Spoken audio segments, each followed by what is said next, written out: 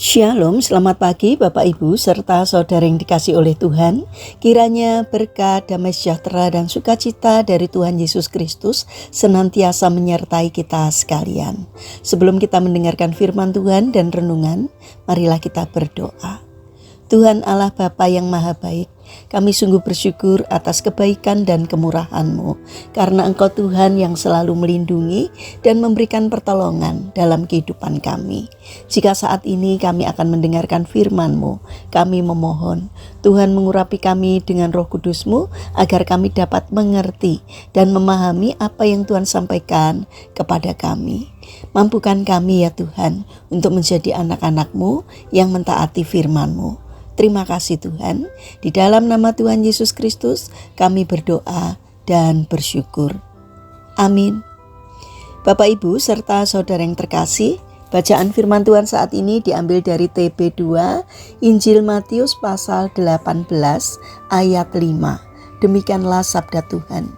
Siapa saja yang menyambut seorang anak seperti ini dalam namaku, ia menyambut aku. Tema renungan saat ini adalah penolong yang tak dikenal. Bapak Ibu serta saudara yang dikasih oleh Tuhan Yesus Kristus, ketika kita membaca kisah kelahiran Yesus, ada satu pertanyaan sederhana namun mengusik. Siapakah yang menolong Maria saat melahirkan bayi Yesus? Alkitab memang tidak menuliskannya secara jelas. Injil hanya menyebutkan bahwa Maria melahirkan anaknya yang sulung, membungkusnya dengan lampin dan membaringkannya di palungan, karena tidak ada tempat bagi mereka di rumah penginapan. Namun benarkah Maria melahirkan seorang diri tanpa pertolongan siapapun? Mari kita berimajinasi sejenak. Maria dan Yusuf tiba di sebuah rumah penginapan kecil di kota Bethlehem. Penginapan sederhana di kota kecil, biasanya dikelola langsung oleh pemiliknya bersama sang istri. Ketika mereka datang, tentu pemilik penginapan dan istrinya melihat kondisi Maria yang sedang hamil tua. Wajah Maria yang letih, langkahnya yang pelan, dan nafasnya yang berat pasti tidak luput dari perhatian seorang perempuan yang berpengalaman sebagai istri dan mungkin juga seorang ibu. Karena kamar sudah penuh, mereka memang tidak mendapat tempat yang layak. Namun sangat mungkin justru sang istri pemilik penginapan itulah yang tergerak oleh belas kasihan. Ia mungkin berkata kepada Yusuf, "Bawalah istrimu ke kandang di belakang kamar ujung. Tidak nyaman, tetapi setidaknya aman." Dan ketika tiba waktunya melahirkan, sangat mungkin pula perempuan inilah yang menemani Maria, menenangkan ketakutannya, memberi air, membantu proses persalinan, dan menyaksikan kelahiran sang juru selamat dunia tanpa pernah namanya dicatat sejarah. Kita tidak tahu persis apakah dugaan ini benar.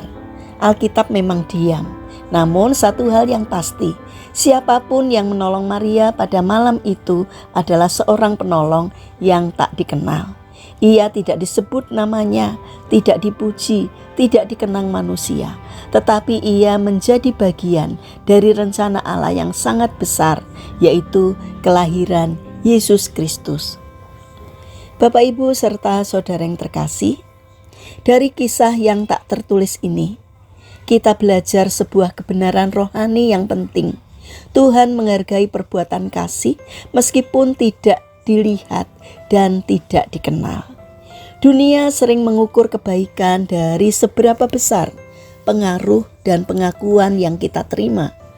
Namun di mata Tuhan, ketaatan dan kasih yang sederhana, bahkan yang tersembunyi, memiliki nilai kekal. Seringkali kita enggan menolong karena merasa apa yang kita lakukan kecil, tidak penting, atau tidak akan diingat. Kita ingin dihargai, diucapkan terima kasih, atau setidaknya diketahui orang lain. Namun renungan ini mengingatkan kepada kita, jangan menunggu dikenal untuk berbuat baik. Jadilah penolong meskipun mungkin tidak dikenal. Mungkin kita tidak pernah berkhotbah di mimbar besar, tidak memimpin pelayanan yang terlihat, atau tidak disebut namanya dalam sejarah gereja. Tetapi ketika kita menolong sesama dengan tulus, menghibur yang berduka, menopang yang lemah, mendampingi yang menderita, kita sedang melayani Kristus sendiri. Bapak, Ibu, serta saudara yang terkasih, kiranya pada saat masa Natal ini kita meneladani penolong yang tak dikenal itu. Biarlah hidup kita menjadi saluran kasih Tuhan walau tanpa sorotan. Sebab Tuhan yang melihat yang tersembunyi akan mengingat setiap perbuatan kasih yang kita lakukan. Mari kita berdoa. Tuhan Yesus yang Maha Baik, ajarilah kami untuk memiliki hati yang penuh kasih dan kerelaan untuk menolong. Mampukan kami menjadi penolong bagi sesama, meskipun tidak dikenal dan tidak dipuji. Biarlah hidup kami menyenangkan hati-Mu, ya Tuhan. Bapa yang Maha Kasih, kami mendoakan bagi mereka yang mengalami pergumulan di dalam hidupnya. Kiranya Tuhan berbelas kasih, Tuhan berkenan hadir untuk memberikan pertolongan. Bagi mereka yang terbaring sakit, kiranya Tuhan memberkati setiap upaya yang mereka lakukan, apa yang menjadi harapan, apa yang menjadi keinginan. Biarlah Tuhan menolong dan memberikan kesembuhan. Terima kasih Bapa, kami ingin menyerahkan seluruh aktivitas kami hari ini ke dalam tangan-Mu. Sertai dan berkati apapun yang kami kerjakan, sehingga dapat mendatangkan berkat dan sukacita tidak hanya bagi diri kami, namun juga bagi sesama kami. Terlebih lagi kiranya apa yang kami kerjakan boleh berkenan di hati Tuhan. Terima kasih Tuhan.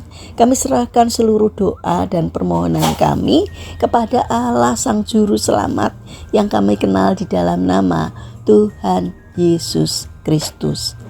Amin. Puji Tuhan Bapak Ibu serta saudara yang terkasih, kiranya firman Tuhan dan renungan hari ini dapat menjadi berkat bagi kita semua. Haleluya.